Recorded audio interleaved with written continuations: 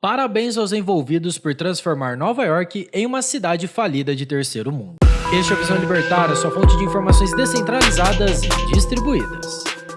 Esse artigo foi sugerido por Éder Sena, escrito por Léo Rezende, revisado e narrado por Coreia com K.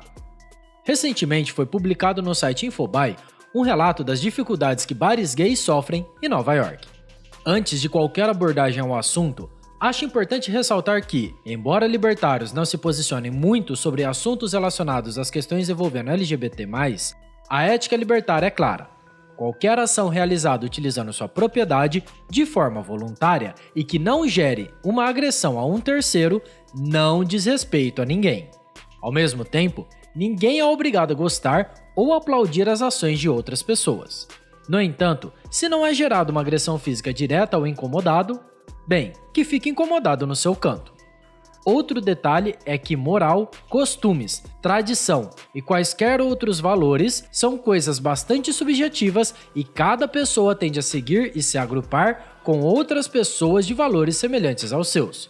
Normalmente, interagimos com pessoas de valores semelhantes aos nossos. Entretanto, ao interagir com pessoas diferentes, devemos apenas respeitar. No fim, nos fechamos nas próprias bolhas, com características e gostos peculiares. Por vezes, até mesmo grupos que para alguns podem ser todo mundo igual, há diferenças irreconciliáveis. Por exemplo, no rock, para muitos, são todos aqueles que escutam músicas com guitarras distorcidas e que se vestem de preto. Ponto final. Nas comunidades, X bandas podem ser leves demais, outras podem ser melódicas demais, outras são complexas demais e por aí vai. Isso causa divisões entre os fãs de gêneros diferentes, gerando diversas tribos novas como classic rock, rock pop, thrash metal, metal melódico, black metal, punk, hardcore e por aí em diante. No fim, Ayn Rand não podia estar mais certa. A menor minoria na Terra é o indivíduo. Retornando à matéria da Infobae, na entrevista com De Paloreza, um gay que sente falta dos bares desse gênero na vida noturna de Nova York, que decidiu empreender na área e abrir o seu próprio negócio. Ao longo da entrevista, o homem descreve todas as etapas do plano para o empreendimento, que se iniciaram lá em 2020, como descreveu a ideia para os amigos que o apoiaram, inclusive financeiramente, para o início do projeto. Também citou como a pandemia poderia ser até mesmo uma oportunidade, pois diversos imóveis estariam disponíveis. Projeto feito, recursos nas mãos e agora era só colocar o negócio para rodar, certo? Não. Quem já empreendeu sabe as dificuldades inerentes à atividade. Conseguir fornecedores, manter obras e outros ajustes nos prazos determinados, imprevistos de última hora, contratação de funcionários que, mesmo após serem efetivados, podem nos abandonar, entre tantos outros problemas que surgem inesperadamente. Os problemas de De Paloreza começaram bem antes disso. Será que foi pela questão de ser um bar gay? Só pode ter sido preconceito com o pobre empreendedor. Certamente, nossa sociedade retrógrada não está pronta para um estabelecimento desse tipo. Para ilustrar bem, deixo a citação da entrevista, onde as dificuldades ocorridas são amplamente descritas.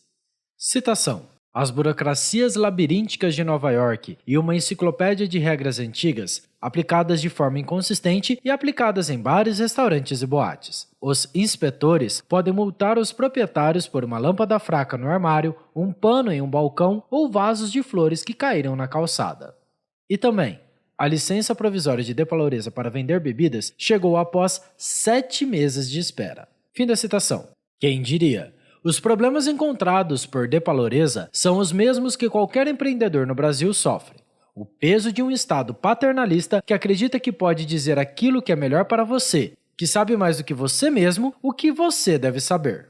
Além de regras confusas e aleatórias que, ao invés de gerar segurança, causam justamente a insegurança jurídica necessária para que um fiscal possa acabar com o seu comércio.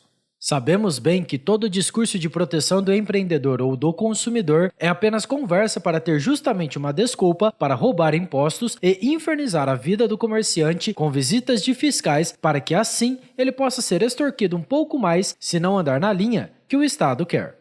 Aqui no Brasil, principalmente, é comum em regiões do interior que empresários não apoiem políticos da oposição, por medo de visitas de fiscais caso se espalhe a notícia do apoio. Não que apoiar políticos resolva coisa alguma, mas é claramente um cerceamento à livre associação e um golpe contra a democracia, que muitos juram defender. Não é absurdo pensar que isso possa ocorrer também lá nos Estados Unidos. No entanto, Por lá, há muito mais liberdade de competição entre estados e isso faz com que diversas empresas mudem de endereço. Inclusive, por conta disso, várias saíram de Nova York. Felizmente, diferente de nós, para o americano existe muito mais possibilidade de encontrar locais mais favoráveis aos negócios. Apesar dessa fase ruim que Nova York passa, os Estados Unidos realmente são uma federação, tornando muito melhor a competição interna, permitindo de verdade grandes diferenças entre os estados. Enfatizo esse ponto, pois para nós brasileiros isso é praticamente impensável, pois apesar de sermos uma federação à-latina, no Brasil tudo é determinado pelo governo federal, enquanto os poderes menores não decidem sobre praticamente nada relevante. O seguinte trecho da entrevista também me chamou bastante atenção. Citação.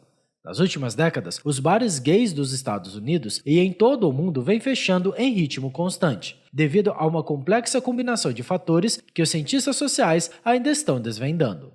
Fim da citação. Confesso que não sou do tipo de sair muito de casa, mas como bom metaleiro, bares com shows de banda ao vivo sempre me agradaram bastante. Por essa experiência anedótica, posso confirmar a afirmação da publicação. Diversos bares fecharam as portas por toda a cidade. O revisor desse artigo também concorda com o descrito pelo escritor, já que é quase impossível encontrar bares de rock com música ao vivo. Não discordo da afirmação que há diversas causas que possam implicar tal fenômeno. Inclusive, acredito que todos nos acostumamos um pouco mais a fazer as coisas de casa mesmo, usando serviços de streaming ou videochamadas, ainda mais depois do período de reclusão dos últimos anos devido ao micróbio. No entanto, uma coisa bastante evidente quando converso com donos de estabelecimentos e clientes.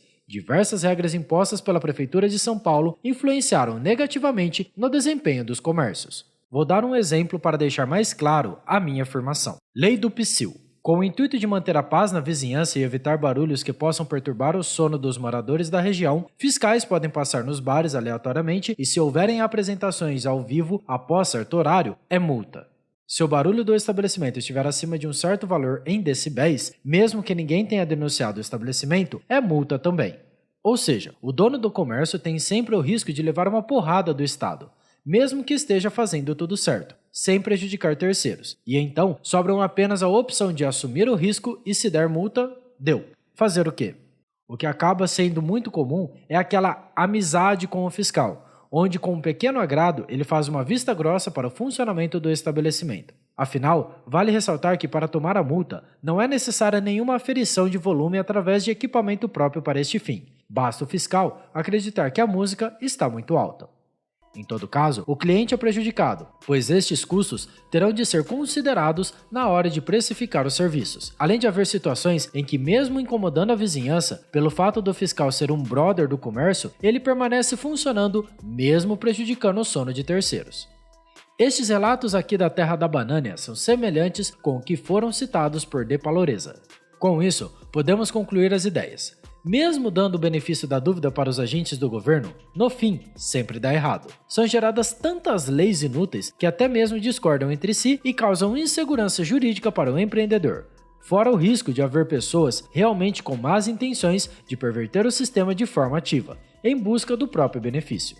No fim, nada disso é necessário. O cliente busca o serviço que o atende melhor.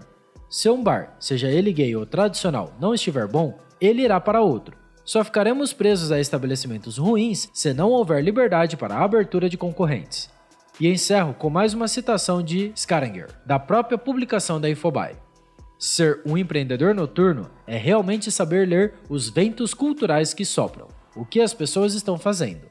Ou seja, o empreendedor deve perceber o que os seus clientes querem e então entregar esses produtos a eles. Caso contrário, invariavelmente, irá à falência. Obrigado pela sua audiência. Se você gostou desse vídeo, clique no ícone de curtir abaixo e compartilhe em sua rede social. Se você deseja ser notificado de outros vídeos, inscreva-se no canal e depois clique no ícone da campainha. Até a próxima!